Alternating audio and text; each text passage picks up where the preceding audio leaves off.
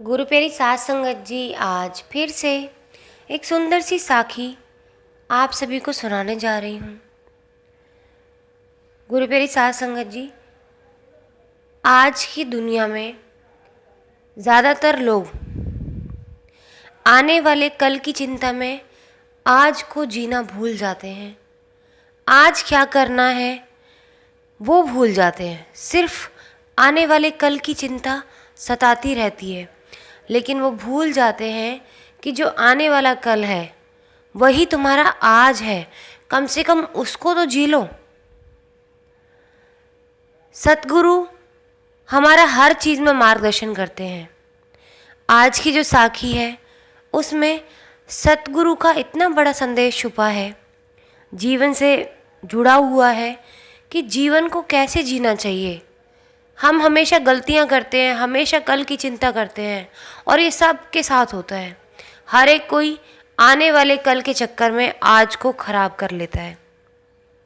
तो आइए गुरु प्यारी सात संगत जी, सुनते हैं आज की सुंदर सी साखी, जिसमें सतगुरु ने बताया कि किस तरह जीवन को जीना चाहिए, जिसकी वजह से आने वाला कल भी खराब नहीं होगा और जिसको हम आज जी सकते हैं वो भी खुशी खुशी बीत जाएगा।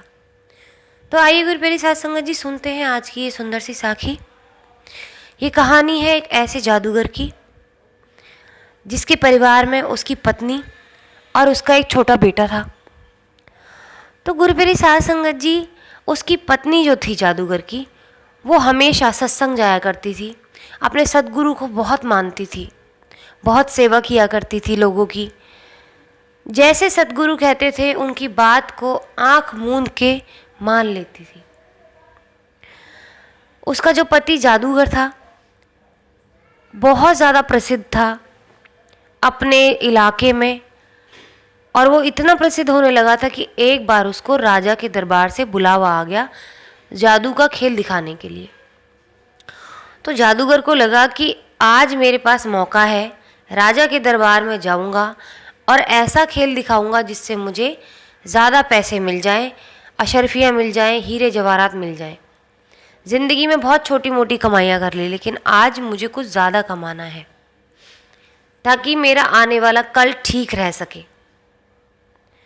तो गुरु प्यारी सात संगत जी राज दरबार जाता है। वहाँ जाके क्या काम करता है, राजा का मुकुट गायब कर देता है अपने जादू से। सारे दरबारी जो होते हैं हंस पड़ते हैं। राजा को बहुत गुस्सा आता है। राजा को लगता है जैसे उसकी इज्जत किसी ने उछाल दी हो। उसके सिर से जैसे ही मुकुट गायब होता है, राजा का क्रोध 7वें आसमान पे पहुंच जाता है और वो अपने सैनिकों को आदेश देता है कि इस जादूगर को 7 दिन के बाद फांसी दे दी जाए। इसने भरे दरबार में राजा की इज्जत उछालने की कोशिश की है और ये इंतज़ाम किया जाए कि इसको कुछ खाने पीने को ना मिले। तो गुरु प्यारी सात संगत जी, राजा ने ऐसा कठोर फैसला सुनाया कि जिस दिन उसको फांसी दी जाएगी उस दिन उसको कोई खाना पीना नहीं दिया जाएगा, उसको भूखे पेट रखा जाएगा। अब गुरु प्यारी सात संगत जी वो जाता है अपनी बीवी के पास में, बड़ा मुंह लटकाया होता है, निराश होता है। बीवी पूछती है क्या बात हो गई।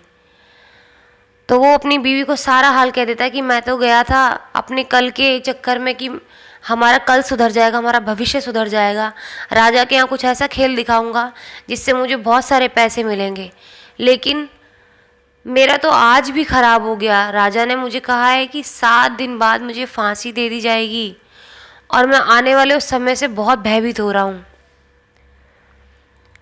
गुरु प्यारी सात संगत जी, जैसा कि उसकी पत्नी सत्संग जाया करती थी तो उसमें ठहराव था। वो एक घड़ी अपने पति के लिए ऐसी मुसीबत सुन के घबरा तो गई, लेकिन उसने हिम्मत नहीं तोड़ी। उसने जादूगर से कहा कि आप घबराओ मत, ये 7 दिन तो है ना हमारे पास, आप खुश रहो। जादूगर को बड़ा गुस्सा आया कि इसको कोई चिंता नहीं है, 7 दिन बाद मैं मर जाऊंगा, कैसी पत्नी है। वैसे तो दुहाई दिया करती थी कि मैं पतिव्रता नारी हूँ, ऐसी होती है कि पतिव्रता नारी। अब गुरु प्यारी सात संगत जी, जादूगर को अंदर ही अंदर खींच मचने लगी। 7 दिन भी जो प्यार से बिता सकता था वो भी उसने बहुत ज़्यादा चिढ़ में बिताए। आधा टाइम अपनी बीवी से झगड़ा किया, आधा टाइम खाना वैसे ही नहीं खाया। 7 दिन वापस आ गए। 7वें दिन जब उसको फांसी दी जाने वाली थी तो उसकी बीवी ने जादूगर को समझाया कि मैं आपकी मनोदशा समझ सकती हूँ कि आपकी इस समय क्या मनोदशा है, लेकिन आज जैसा जैसा मैं कहती हूँ वैसा वैसा आप राजा से कहना तो आपका जीवन बच जाएगा। अब जीवन बचने के नाम से वो बड़ा खुश हो जाता है जादूगर। कहता है शायद सच में मुझे प्यार करती है, मुझे तो लग रहा था कि इसको मेरे मरने से कोई फ़र्क ही नहीं पड़ेगा, इसलिए 7 दिन तक मेरे इस व्यवहार को भी ऐसे ही इसने नज़रअंदाज किया, लेकिन सच में ये मुझसे प्यार करती है, इसलिए मेरे जीवन दान को चाहती है राजा से। तो उसने पूछा कि ऐसी क्या बात है जो तुम मुझे बताना चाहती हो।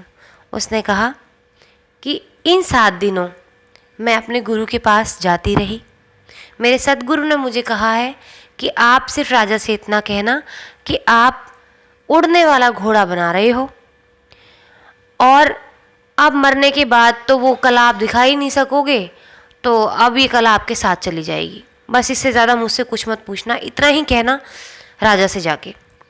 जादूगर ने वैसा ही किया, जाके राजा के सामने वही बात कही, रोने लगा। तो राजा ने कहा कि क्यों, डर लग रहा है मरने से? जादूगर ने कहा कि नहीं, मुझे डर नहीं लग रहा मरने से, मैं तो ये सोच रहा था कि मैं इतने सालों से अपनी एक कला पे काम कर रहा था, उड़ने वाला घोड़ा बना रहा था, लेकिन अब वो कला मेरे साथ ही चली जाएगी। राजा मन ही मन सोचने लगा कि मैं ऐसा घोड़ा पाके तो कितने रणभूमि में युद्ध जीत जाऊंगा, ऐसा घोड़ा तो मुझे चाहिए। तो वो कहता है ठीक है, अगर ऐसा कोई काम है जो तुम्हें आता है तो तुम्हें तुम्हारी ज़िंदगी के 1 साल देता हूँ, उसमें तुम ऐसा घोड़ा बनाओ, और अगर तुमने ऐसा घोड़ा नहीं बनाया तो तुम्हें मौत के घाट उतार दिया जाएगा। अब तो बड़ा खुश होके जादूगर लौटा, घर आया, लेकिन मायूस भी था। उसको लगा कि 1 साल बाद तो मेरी जान चली जाएगी, मुझे कैसा झूठ बुलवाया है, मुझे ऐसा तो कोई जादू आता भी नहीं है, मेरी पत्नी ने मुझे कहाँ फंसा दिया है। बजाय इसके खुश होने की कि उसको 1 साल मिल गया है, उसको इस बात का ज़्यादा दुख था कि 1 साल बाद वो मर जाएगा। घर जाके अपनी पत्नी से कहता है तेरी खुशी के लिए मैंने बोल दिया है जैसा जैसा तूने कहा था, लेकिन 1 साल बाद मुझे फांसी की सज़ा मिल जाएगी। उसकी पत्नी ने कहा 1 साल आपके पास है, खुशी से जियो इसको, एक एक पल खुल कर जियो, हंसो, मुस्कुराओ। मेरे सद्गुरु यही कहते हैं कि अपने हर पल को खुशी से जियो, खुल कर जियो और दूसरों के लिए जियो, सिमरन करो। आपके पास पूरा 1 साल है, आपने पूरा जीवन जादू में बिताया है, सिमरन नहीं किया, तो अब आप मेरे कहने से ये पूरा 1 साल सिमरन करो, अच्छे काम करने में लगाओ, दुनिया की सेवा करने में लगाओ और कल की चिंता छोड़ दो, सब प्रभु परमात्मा पे छोड़ दो। अब जादूगर की जान जब बची गई थी तो उसको अपनी पत्नी की बातों पे विश्वास आने लगा। उसने वैसा ही किया, पूरा 1 साल काम किया, मेहनत की, लोगों की सेवा की, सबके बारे में अच्छा अच्छा सोचा, सिमरन किया, किसी का बुरा नहीं किया, अपने परिवार के प्रति जो दायित्व था वो निभाया, अपने बच्चों के साथ समय बिताया। गुरु प्यारी साध संगत जी, साल बीतने से पहले ही राजा की मृत्यु हो गई और जिस घोड़े को तैयार करने की बात की गई थी वो घोड़ा भी मर चुका था। जादूगर ने अपनी पत्नी से 1 साल बाद इजाज़त ली। जादूगर को इस बात का नहीं पता था कि राजा मर गया है, तो उसने कहा कि आज मैं जा रहा हूँ, आज मेरी फांसी है, तो मैं तुम सबसे अलविदा कहना चाहता हूँ। उसकी पत्नी ने कहा खुशी खुशी जाओ।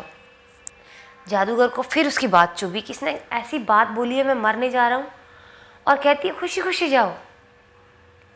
गुस्से में बड़ी ही जल्दी उसका मुंह देखे बिना ही घर से चल पड़ा। जब राजा के यहाँ पहुँचा तो उसको पता चला कि वो राजा मर चुका है, उसका घोड़ा भी मर चुका है और जो राजा की संतान थी वो बहुत ही न्यायप्रिय संतान थी, जो राज करने वाली थी, वो प्रजा के साथ हमेशा अच्छे से सलूक करती थी। तो उस राजा के बेटे ने पहले ही कह दिया था कि मेरे पिता ने जिसको भी कोई दंड दिया है, किसी को भी, तो वो मेरे आने के बाद माफ़ कर दिया जाए, मैं चाहता हूँ कि हर इंसान को एक मौका मिले अपने जीवन में सुधरने का, ताकि वो मुझे सच में लगे कि अगर वाकई कोई दोषी है, अगर एक मौका देने के बाद में भी कोई दोषी है, उसके बाद में भी जुर्म कर रहा है, तो ही मैं उसको सज़ा दूंगा। अगर एक मौका देने के बाद कोई सुधर जाता है तो मैं उसको कोई सज़ा नहीं दूंगा, उसकी सारी सज़ा माफ़ है। जब ये बात जादूगर को पता चलती है, खुशी खुशी अपने घर लौटता है, अपनी बीवी को अपने गले से लगा लेता है और कहता है, तेरे बातों में क्या जादू है, तूने पहले मुझे 1 हफ्ते की ज़िंदगी दी, मेरे को उस मौत से बचाया, पहले फांसी पे उस दिन मेरे को लटकने से बचाया, मेरी ज़िंदगी को सिमरन के करीब ला दिया तूने, मेरी ज़िंदगी को पूरा बदल दिया। आज मेरी मौत का दिन था, उसको भी तूने जीवन से भर दिया। जिस आने वाले कल को मैं मौत समझता था, वो तो आज मेरा जीवन बन गया। कैसे किया ये तूने? उसने कहा कि आज मैं तुम्हें अपने गुरु के पास ले चलूँगी, क्योंकि अब तुम्हें समझ आएगा कि मैं अपने सतगुरु के पास क्यों जाया करती थी, मैं क्यों सत्संग जाया करती थी। अगर मैं तुम्हें ऐसे ही ले जाती सत्संग, तो शायद तुम्हें मेरे गुरु का असर नहीं समझ में आता। ये जो भी कुछ तुम्हारे जीवन में आया है, जो तुम्हारे आने वाले कल का डर आज की खुशी में बदला है ना, ये सब मेरे गुरु की कृपा है। मैंने कुछ नहीं किया, मैंने तो अपने सद्गुरु से रास्ता पूछा था और ये सब रास्ते उन्होंने मुझे बताए, इसलिए तो मैं निश्चिंत थी। आपकी मौत की खबर सुन के मैं भी घबरा गई थी। आपको क्या लगता है मैं आपसे प्यार नहीं करती? लेकिन मेरे सद्गुरु ने मुझे निश्चिंत कर दिया था और उनके होते मुझे किसी बात की चिंता होती ही नहीं है, क्योंकि मैंने उनकी हर बात को सच होते देखा है। तो गुरु मेरी सास संगत जी दोनों पति पत्नी सतगुरु की शरण में गए। जादूगर ने अपना जो घमंड था, उसके अंदर ये था घमंड कि मैं ही घर को चलाऊंगा, आने वाले कल को मैं ही सुधारूंगा, और आज को वो जीना भूल गया था। ना परिवार को समय देता था, ना अपने गुरु को समय देता था जिससे जादू सीखा था, ना उसने अपने जीवन में किसी और को कोई सम्मान दिया था, ना समय दिया था। तो गुरु मेरी सास संगत जी, वही इंसान सतगुरु की कृपा की वजह से प्रभु परमात्मा के इतने करीब पहुंचा, अपनी मौत से ज़िंदगी की तरफ पहुंचा और सिमरन के करीब पहुंचा, अच्छे कर्मों की तरफ पहुंचा। जो उसने जीवन में कभी नहीं किया था वो उसने किया सिर्फ सतगुरु के आशीर्वाद से, और प्रभु परमात्मा के करीब पहुंच गया। उसने अपना सारा जीवन प्रभु परमात्मा के चरणों में लगा दिया। तो गुरु मेरी सास संगत जी, सतगुरु यही सिखाते हैं कि अपने आने वाले कल की चिंता में आज को बर्बाद मत करो।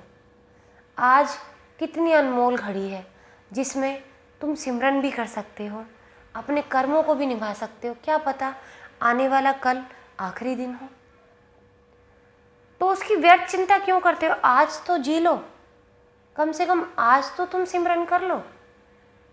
आने वाली कल की चिंता ऐसे करो कि क्या पता कल आखिरी दिन हो और कल मुझे सिमरन करने को ना मिले, तो आज सिमरन कर लो। तुम यही सोचते हो हमेशा कि बुढ़ापे में जाके सिमरन करेंगे, क्या पता बुढ़ापा देखना नसीब हो या ना हो, कल को कुछ भी हो सकता है। तो इस कल की चिंता वैसे मत करो, आज का कर्म करो। आज जो आप कर्म करेंगे उससे आने वाला कल अपने आप सुधर जाएगा। कर्म करने में विश्वास करो, चिंता करने में नहीं। चिंता सतगुरु के पास छोड़ दो, सतगुरु आपकी सारी चिंता हर लेंगे। तो गुरु मेरी सास संगत जी, कल की चिंता में आज को ना गंवाएं, आज को खुल के जिए और प्रभु परमात्मा के करीब होते जाएं। तो गुरु मेरी सास संगत जी, आज इसी के साथ इस सुंदर सी साखी को यहीं समाप्त करना चाहूँगी। मिलती हूँ आपसे अपनी अगली वीडियो में नई साखी के साथ। तब तक के लिए खुश रहें, सिमरन करते रहें, सच्ची सेवा करते रहें।